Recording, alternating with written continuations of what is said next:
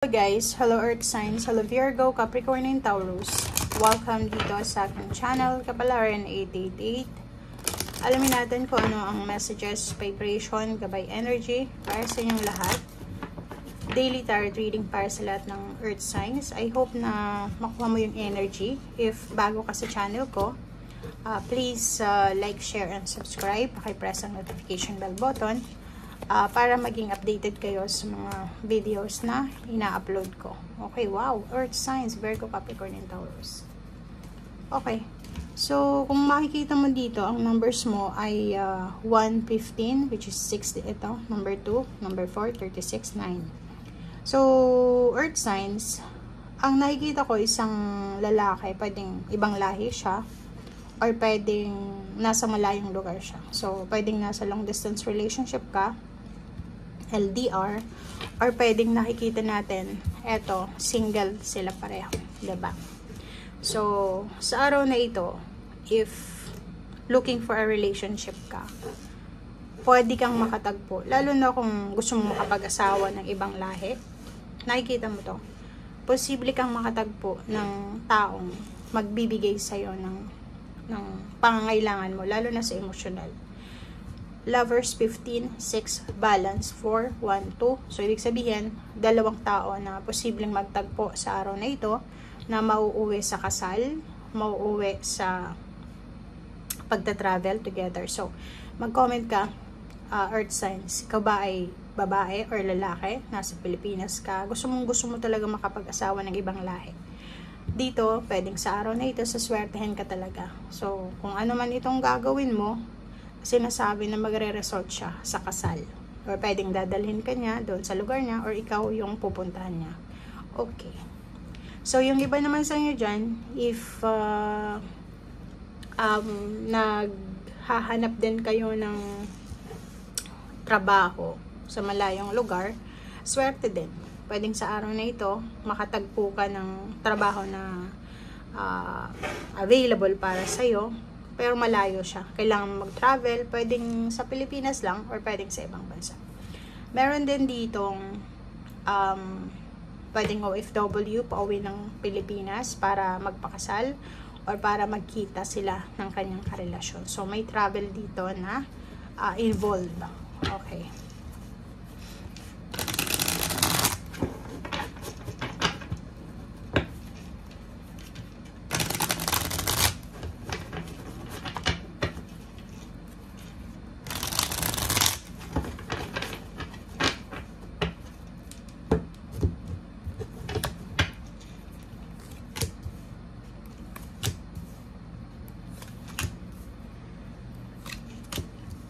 Wow.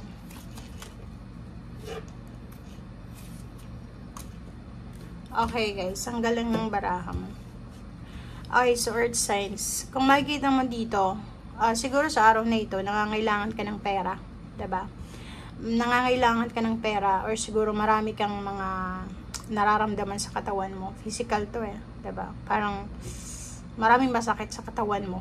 Nakakaramdam ka ng sakit, or nakakaramdam ka ng mga unusual na yung pakiramdam sa katawan. Pwedeng dala yan ng sobrang pagod, or sobrang pagpapahinga, or kung ano man to, comment down below.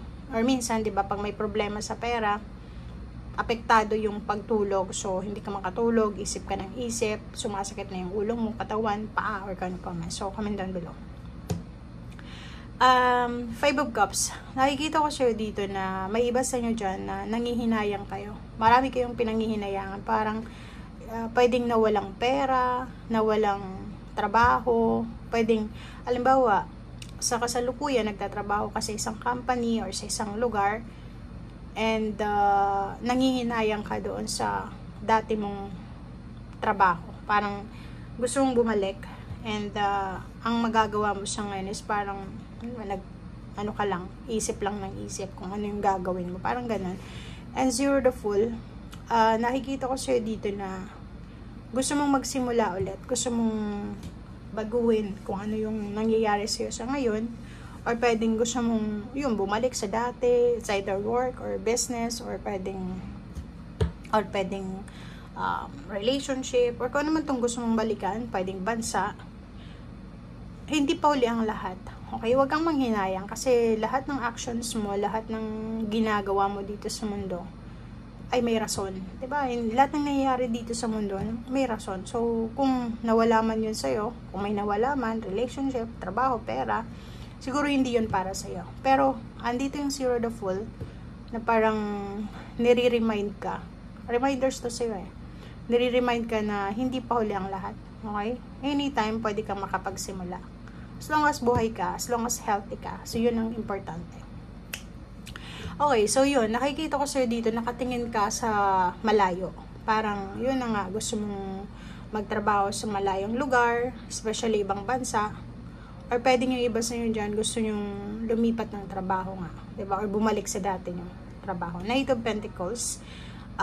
Nakikita ko sa'yo dito, may paparating na pera. Okay? May paparating na pera, may paparating na success, victory, appreciation, recognition, rewards, awards. So, ang ganda nito kasi kung ano man tong ginagawa mo sa ngayon, like nagtatrabaho ka, part-time, full-time, business, relationship, sinasabi ng bra sa'yo na in few months, pwedeng 6 months from now, marami yung tao na parang ma-amaze sa success na mayroon ka. Siguro sa ngayon, nandito ka pa sa 5 of Cups and then 5 of Pentacles, 55. So, nag-aalala ka kung saan papunta itong ginagawa mo sa ngayon. But, kung makikita mo to sa susunod na buwan, pwedeng 2 months from now, or 3 months from now, or 4 months, or 6 months, yun yung pinakamatagal. Pwedeng ikaw ay nasa ibang bansa na, nasa ibang company na, mataas yung sweldo na, hawak mo na yung success, pwedeng na-promote ka na, pwedeng nakapag-travel ka na, nakapag-bakasyon ka na, pwedeng bayaran mo na yung kotse mo, pwedeng nakabili ka na ng sasakyan, natanggap mo na yung awards, nakapasa ka na sa board exam, parang ganun. So, ang dami-daming posibleng mangyari sa buhay mo within 6 months starting this. Habang ngayon, nanonood ka, so bilangin mo hanggang 6 months, pwedeng eto yung matanggap mo. Maraming tao yung papalakpak sa'yo, hahanga. Pwedeng maiinggit. Magtatanong sila kung ano yung diskarte na ginawa mo. Kasi naandyan ka na sa lugar kung saan pinapangarap ng mga tao. Naandyan ka na sa posisyon na pinapangarap ng ibang tao. So ngayon, kung wala ka pa doon, huwag kang masyadong manghinayang. Huwag kang masyadong ma-stress, ma-depress, huwag kang masyadong mag-alala. Tuloy lang, kasi Zero the Fool, sinasabi, habang buhay may pag-asa, habang may lakas ka pa, may kakayanan ka pang baguhin lahat ng gusto mong baguhin sa buhay mo. Okay? So, yun guys ang sinasabi ng baraha. Maraming salamat and see you again. Bye!